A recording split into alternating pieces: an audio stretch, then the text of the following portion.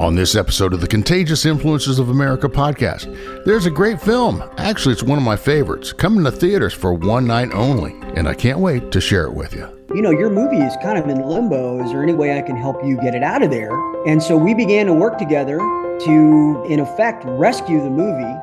And so here we are.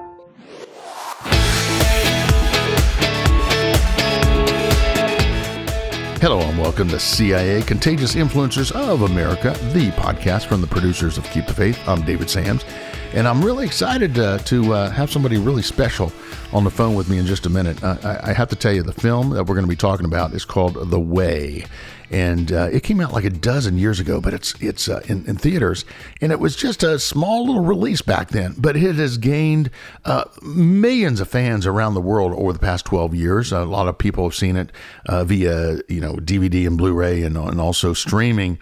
But and you can't find it out there now because they've pulled it because of the special theatrical release on May the 16th from Fathom Events. And Fathom calls this whole thing a quiet marathon. This film has had a quiet marathon garnering millions of fans across the world over the past 12 years. And that's because it's so daggone impactful.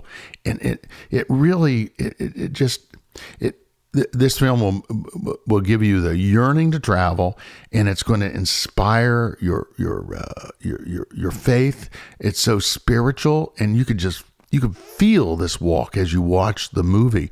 Now, if you don't know what the Camino is, its full name is the Camino De Santiago, and it's a 500-mile journey. It's a Christian pilgrimage from France all the way across Spain. So we're going to have the filmmaker on, the filmmaker and the director, Emilio Estevez. And, he's the son of the great actor Martin Sheen and the older brother to Charlie Sheen. So he's going to be with me in just a second. And we had a lot of fun talking about this. I even brought up the Brat Pack. I don't know if you remember the Brat Pack, but these guys started in some great classics of the 80s. I'm talking about The Outsiders, the Breakfast Club, St. Elmo's Fire. So we're going to get into that a little bit, but we're really here to talk about The Way. And I'm so glad that they're bringing this back because this is a really cool film. It's about one father's journey along the spiritual trail following the death of his estranged adult son. Now, I know that maybe sounds like, oh man, that sounds a little heavy. I'm telling you, you discover so much about yourself by really going on this pilgrimage with Martin Sheen in this dramatic film.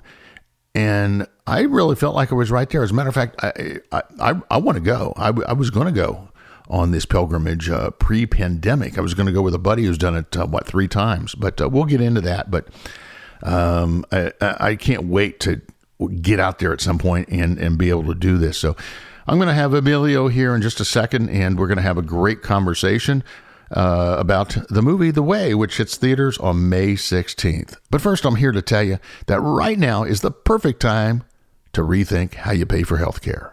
Right now, you can join MediShare and save even more than usual. The typical family switching to MediShare saves something like $500 or more a month. That's right, $500 a month back in your pocket. Not to mention, when people choose MediShare, they are happier. MediShare has doubled the customer satisfaction rate compared to the industry. There are something like 400,000 members in MediShare, and they've shared something like $4 billion in medical bills.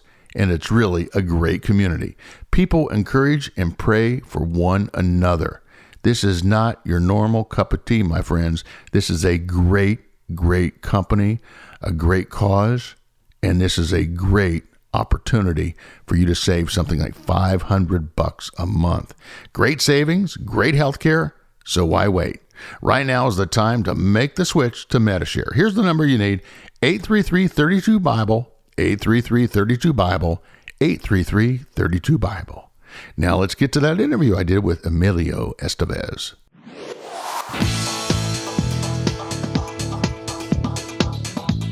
Good afternoon, Emilio. How you doing? Good, David. How are you today? Fantastic, fantastic. I've been looking forward to this interview because I actually saw the film, oh gosh, what's it been, 2-3 years ago. And I thought, what a fantastic movie. I just thoroughly enjoyed it. And a buddy of mine, one of my attorneys, he's done the Camino. He's done it, 3 times? Oh my gosh! Oh yeah, and I'll tell you something. He during the pandemic, I started walking like a madman because at the time I was single. I thought I was going to go out of my mind because they told you couldn't go out, you couldn't touch anybody, the whole thing, and so I started walking 3 miles and 5 miles and 8 miles a day. So I was all geared up, right? Right. And he convinced me. He says, "Well, you ought to do the Camino with me."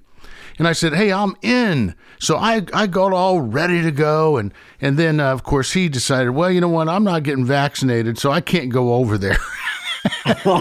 So gosh. I was all ready to go. And I watched the movie. I was all pumped up, ready to go. But I'm so glad you all are coming out with this for the big screen. And give me the backstory about this project that you and your dad did. What a decade ago when it originally came out. We shot this film in 2009. It was released in 2011 in the States. It had a very limited release, but it had a very loyal following. So the movie then was obviously went from the screens to streaming, where the majority of people really saw it. And then the film got hung up in the company that was distributing it went bankrupt, and then it got held up in what's called a motion to abandon rights courtroom in Delaware. And all of this was news to me when a gentleman named Chris Bueno, who runs a small distribution company called Ocean Avenue, he said, "Hey, your movie is kind of in limbo. Is there any way I can help you get it out of there?" And so we began to work together to in effect rescue the movie, and so here we are. But initially it was kind of a family project. My dad came up with this idea that that would take for a film that would take place on the Camino, because his father, Francisco Estevez, to whom I dedicate the movie at the end, if you remember. But Francisco Estevez, my grandfather, was actually from about 50 miles. He was born about 50 miles from Santiago de Compostela. So my dad not only had a personal connection to that part of the world, but also he, as a follower of the Catholic faith, he felt,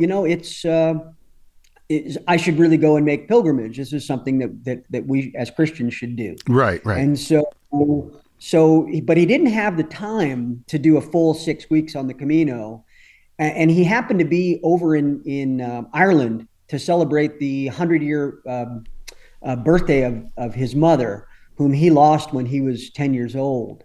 So he was in Ireland with several of my uncles and my son, Taylor, who was working as his assistant on the West Wing.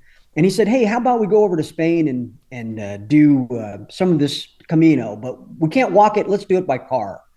And so they did. And they drove along the Camino, and they stopped in a town called Burgos, which is about, as the crow flies, about 2 hours north of Madrid, if you're looking at the map. And they stopped at what's called the Casa Rural, which takes in pilgrims. And the innkeeper's daughter entered the room. Her name was Julia. My son took one look at her, fell in love, and he's been with her ever since. Oh wow! And that was 2003. They married in Spain in 2009. They have a child now, my granddaughter Alma, who's almost 4.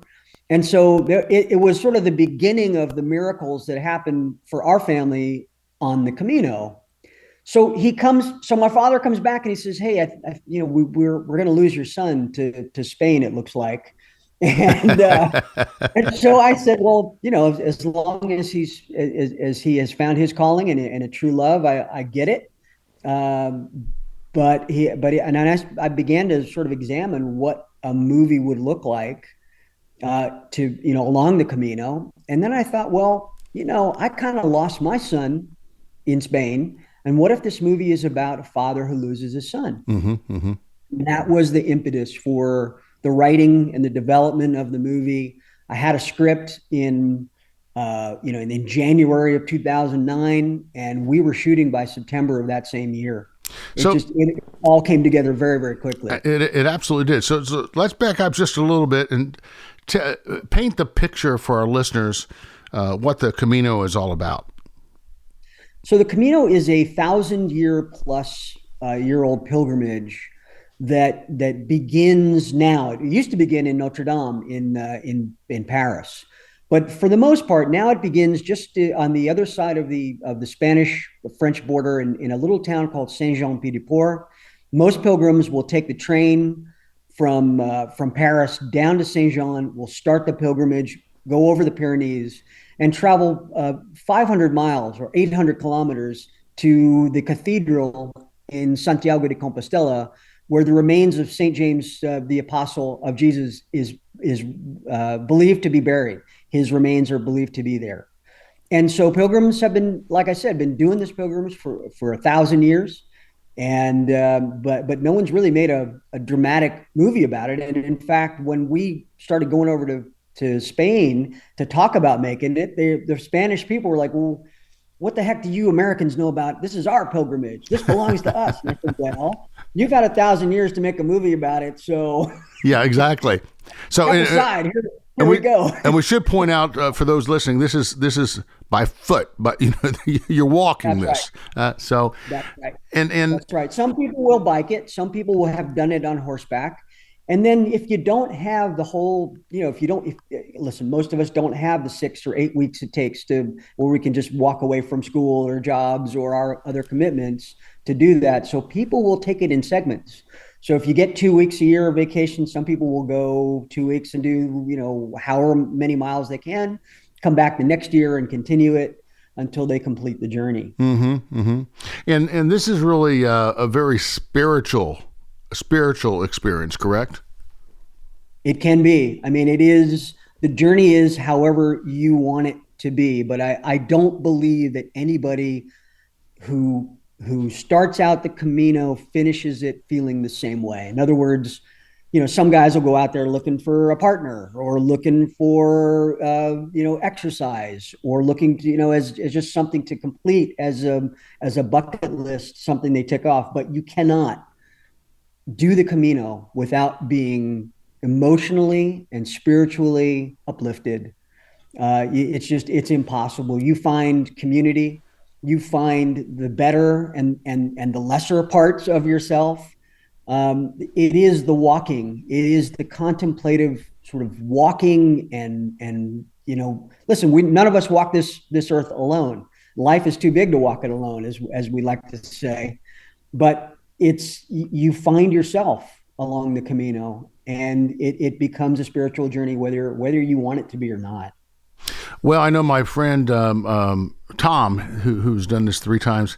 He has told me too, the people that you meet along the way, many of them become lifetime friends. That's right. That's right. I've heard that the bonds that are created on the Camino are sometimes better and deeper than familial bonds, collegiate bonds. When you share those 40 days together, walking in community, walking in unison, and with a common goal, there's really no better way of bonding, it seems, than during that period, during that Camino. Now there's a process that your dad and the role that he plays in this movie goes through, and it kind of tells it, kind of speak into that and what he discovers along the way. Well, when the movie opens, we see him at his country club, and he's kind of he's set in his ways. He's an ophthalmologist. So there he is helping people to see the world better, and yet he's not really looking at the world at all. And this horrible tragedy happens. He gets word that his son has passed in the Pyrenees on day 1 of his journey on the Camino. He travels overseas to collect the body to bring him home for burial, but he has that moment of clarity, that epiphany, and says, I'm going to do this. Now, he's a grumpy guy. He's not a guy he's not an adventurous sort. He doesn't even he uses a golf cart to get around the 18 holes, so he's not one to walk. And so, but now through the death of his son, his life opens up. He takes it on as a challenge to honor his son, but realizes at the end of the day, he's doing it for himself. His life is during the course of the Camino is enriched by the people he meets. And in many ways, he was estranged from his son, and he becomes a better father to the people that he meets along the way than he ever was able to be to his own son. And that's the profound impact it has on his life. At the end, we realize that, he realizes, and we do as the audience, that he has become whole, and he's reconnected with his faith. There's a minute in the movie where he happens upon a Catholic priest, and he mistakes him for a rabbi because he's wearing a yarmulke, and it turns out that the priest has he had cancer, brain cancer, and the yarmulke covers up the scar that he's got at the top of his head, and he confesses to the priest that he's only an Easter and a Christmas Christian, that he's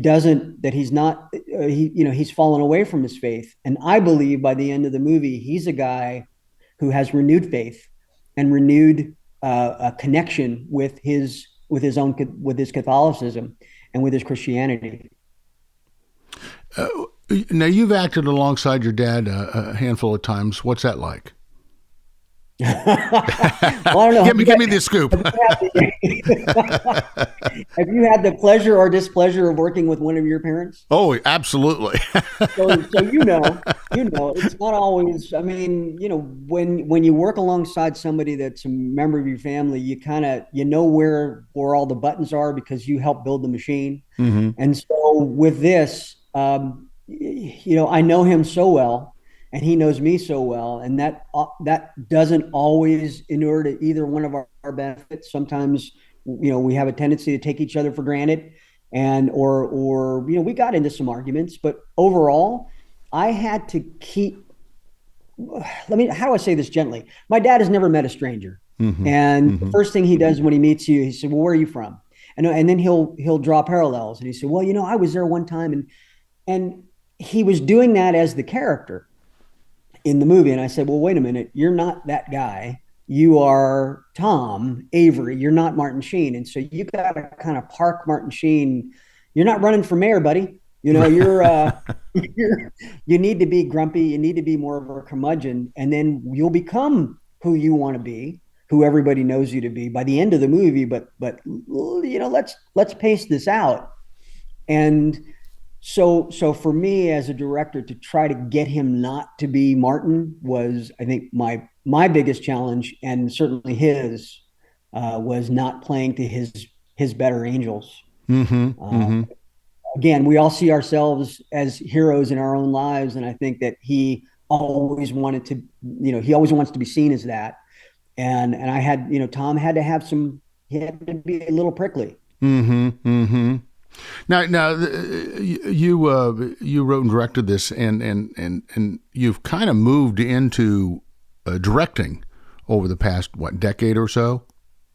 Yeah, or 15 years. Into directing and sort of, but I've always been a storyteller from when I was a kid. I mean, even when I was 18, one of the first things I did was option S.E. Hinton's book called That Was Then, This Is Now. It was the only one that was still available.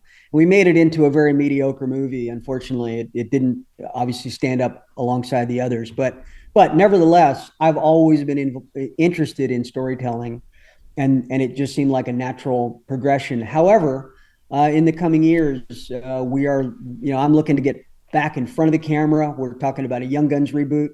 We're talking about some other a new series. So I really enjoy being a performer. I really enjoy acting. Directing is kind of like death by 1,000 questions. You're kind of on set being, overwhelmed by everybody's questions and desires and insecurities, and it's nice to just show up and just say some lines and then go home. Go to your trailer. Exactly. Yeah. You know? Yeah. You get into that directing role. Now, I've been, prior to coming to Nashville, I was in the DGA, and I was a director for many years in the TV side. But Well, it's you in, know. yeah. Oh, absolutely. I mean, it's I know actors get frustrated a lot because there's a lot of sitting around. There's a lot of gaining weight, eating going to the catering table. And why do they really need me right now, right, for the next 4 hours? And I know. but then you get in the directing side and you go, boy, that must have been really a nice time when I got to hang out in the trailer for 2 or 3 extra hours and just take a I nap. know. No, they'd put a chair for me on set, and I'd say, "Why? I'm get that out of here. It's just taking up space." You're on your feet from the moment you arrive on set until late at night, and it is. There's nothing like it. I mean, when you come up with an idea or you're inspired by something and you film it and then you show it in front of an audience and they react in the way that you had hoped and imagined they would, that's just magical. And there's really nothing like that.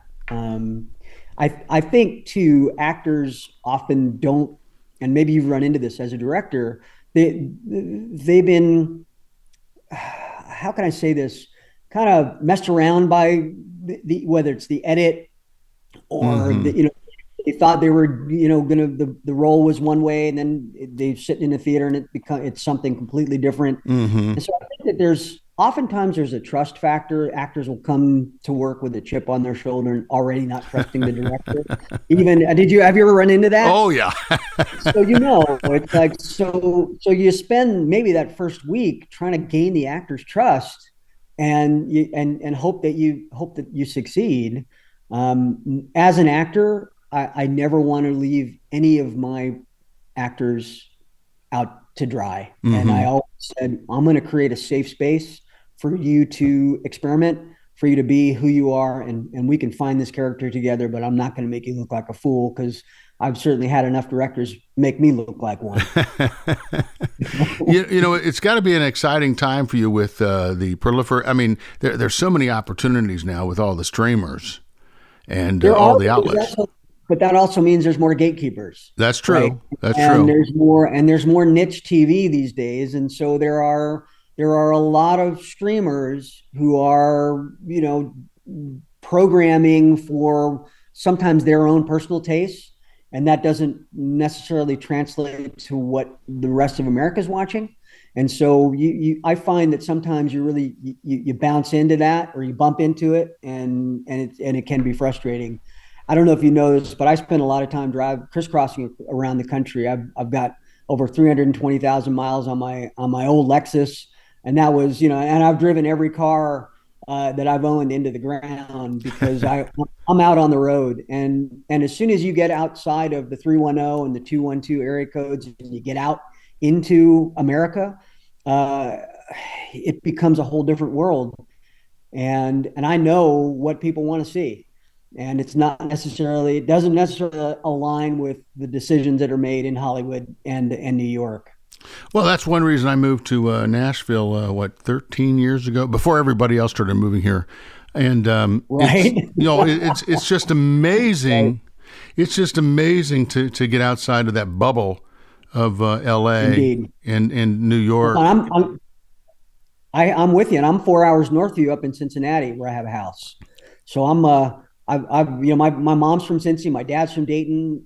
We used to come out here a lot as kids, but in the last 12 years or so, I've really reconnected with the Midwest and with my Cincinnatian roots. So I'm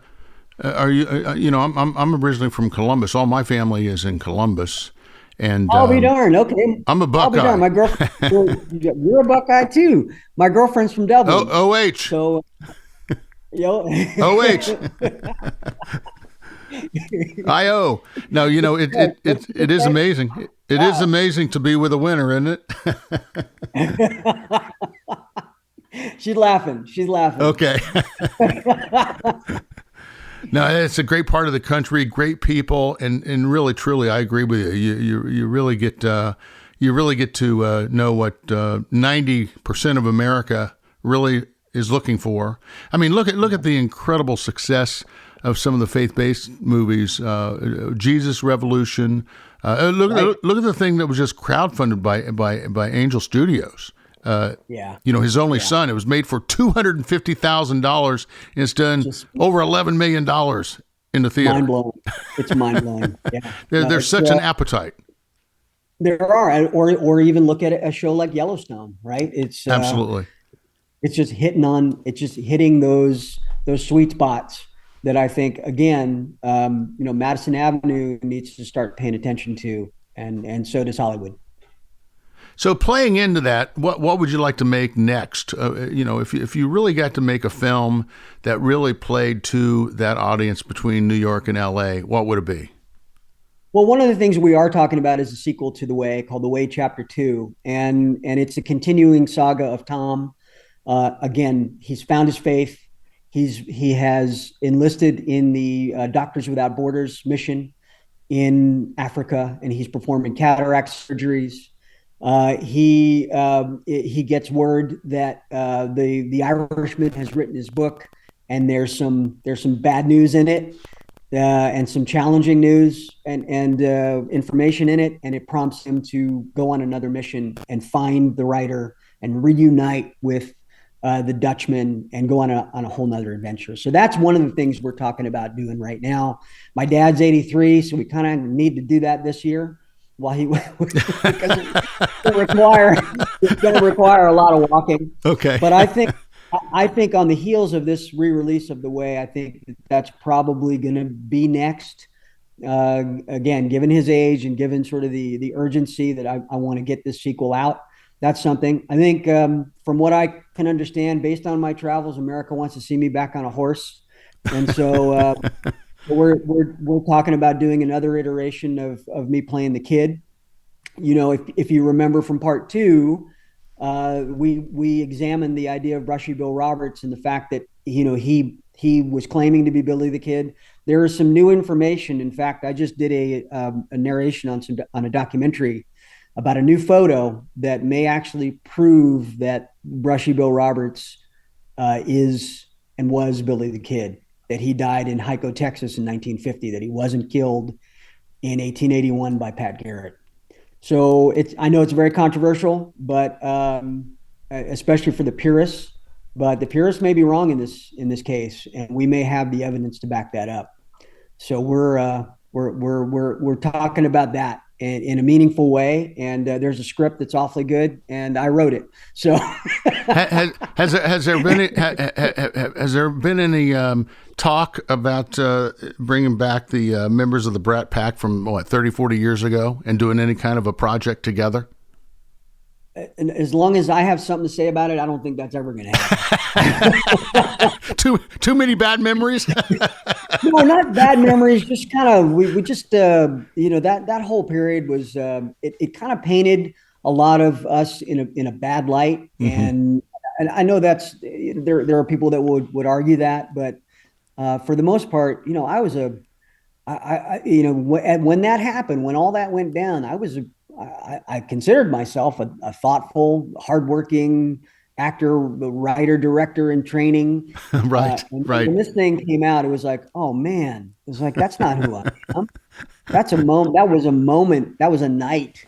And it snowballed into something that was really unfortunate, because I think it prevented a lot of us who had worked together and who, came up together from working together again. I think it kind of put the nail in that, which was unfortunate. Yeah. Well, listen, we wish you much success with this re-release, and I would encourage everyone to see The Way.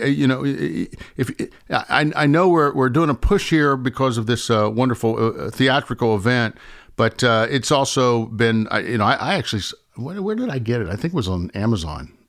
Amazon, it's been taken off from Amazon. It's a movie you cannot find anywhere on any of the platforms, the streaming platforms. Okay, but it will be after this Fathom event. The plan is to make it available as and when to anyone who wants to see it again. So or for the first time.